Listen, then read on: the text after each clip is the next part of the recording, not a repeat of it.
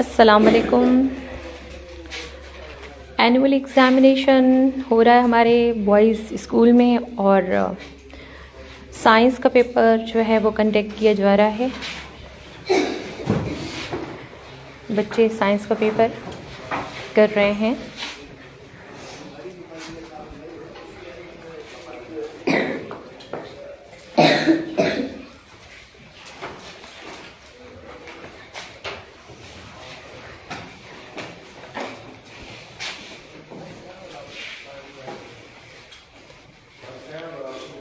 बाकी बच्चे छोटी क्लासेस के हैं, क्लास 1, 2 और 3 के हैं, जो अभी जो है उनका पेपर आज नहीं है।